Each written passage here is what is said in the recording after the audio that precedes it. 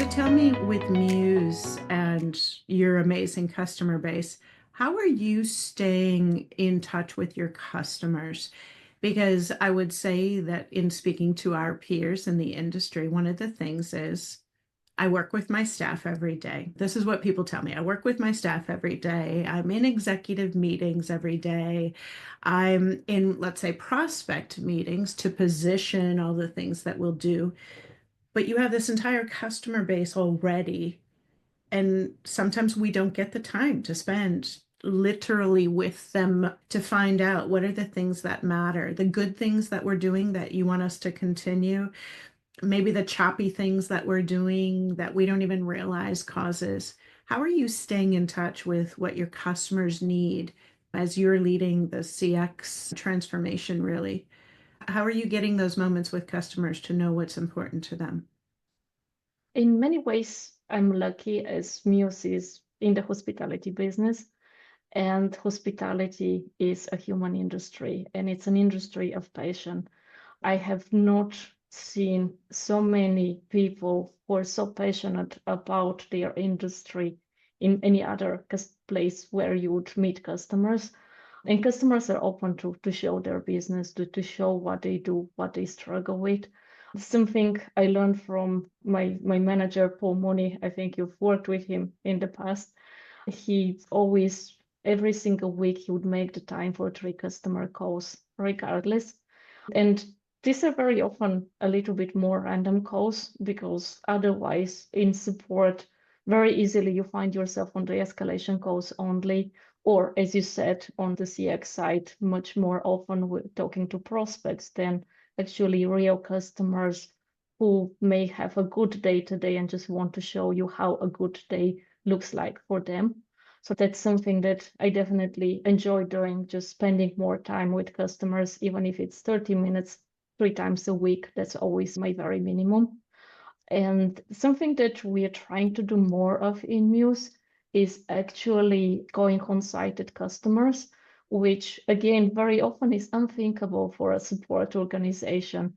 But in a world where customers become afraid that more and more they end up talking to a AI, to a bot, to a machine, the opportunity to actually go on site, show them that you're human, that you have expertise, that you understand their challenges, it's something that has been also very successful for us. And it's something that it's very interesting that it doesn't show in the numbers, right? Because it would lead to less tickets, it would lead to improved customer experience, but then you get the product adoption, then you get the upsells. So the metrics would be very different to measure that success. Very good. I love it. Minimum of 3 a week. Make it a point and don't give on that. Block your time and have those calls. I Yeah. think that's a Yeah. super practical thing to start with for a lot of individuals. I like it. And just try to exactly control those meetings, control who you're talking to. Otherwise, again, you just end up talking only to very frustrated customers, which is amazing experience. But then you don't know how your customers use the system when they're actually happy. Yeah, absolutely. And I'm sure that's led to aha moments for you too, right? Where again, sometimes it's the simplest tweaks we can make, and yet it makes a world of difference, right? For our customers, certainly for our staff. So I want to touch on something that's near and dear to my heart, and I know it is for you too, because again, if I'm guilty of stalking you on LinkedIn, but I follow again your post and such.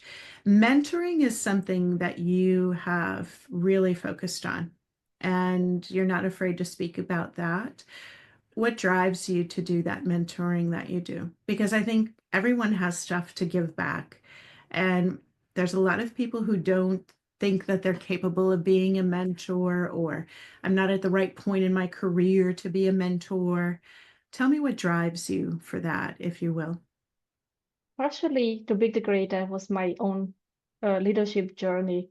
Again, finding myself leading people who I really felt that I needed to convince that they should be led by me.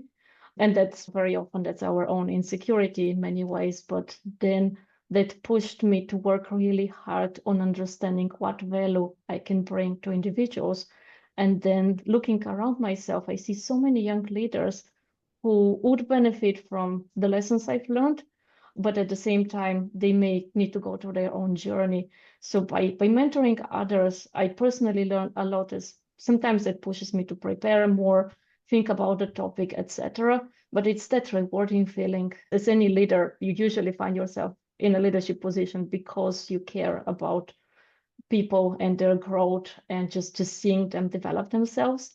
So that is something that through mentoring you get the most out of, especially when you see your mentees grow, when you see your mentees hitting that next promotion. But at the same time, when you see your mentees mentoring other people, I think that full cycle is something that usually makes me very proud.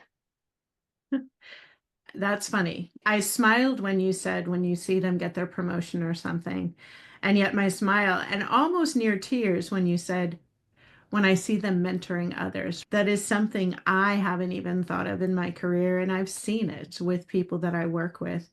And you're right. It is a very inspirational moment when you see the people that you've been mentoring actually take it on themselves. I appreciate you saying that out loud today because that's big and it is a driver and a motivator and something that I've never even thought of.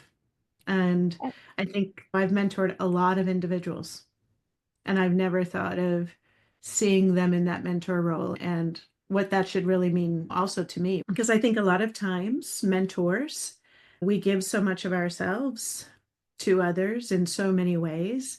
We need to have our sugar cup refilled once in a while. And you just did that for me a little bit because you've taught me to look at those relationships in a different way as well. I appreciate that. But it's also being women leaders in a very male dominated world. This is where we have the extra responsibility, but it's also the responsibility of building women who would be role models and mentors for others. I think this is for me extremely important. I appreciate that. I think it's important too. And certainly for us more than ever right now, given a lot that's going on in our world, we have made so many steps forward. And I don't want those steps to be taken away from us because we've stood on shoulders of the people before us. I would love for female leaders that are coming up not to have the heaviness that I know I've had in my career, the moments that in looking back should have shaken me to my core more. And they didn't because you just thought it was something that you had to put up with and tolerate and do. The comments, right? Just the various things that happen. I would love for this next generation of female leaders to really learn from us and for us to have made it easier and smoother for them.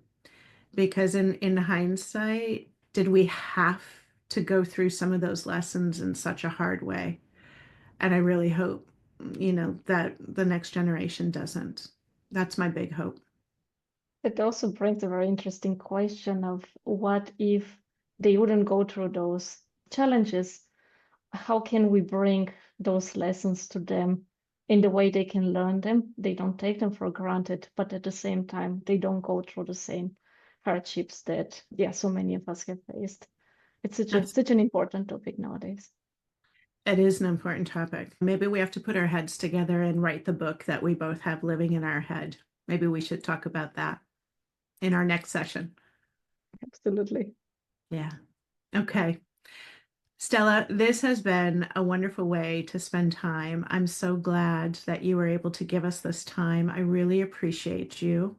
I appreciate your advocacy that I see. I appreciate you also being a Support Logic customer. Thank you.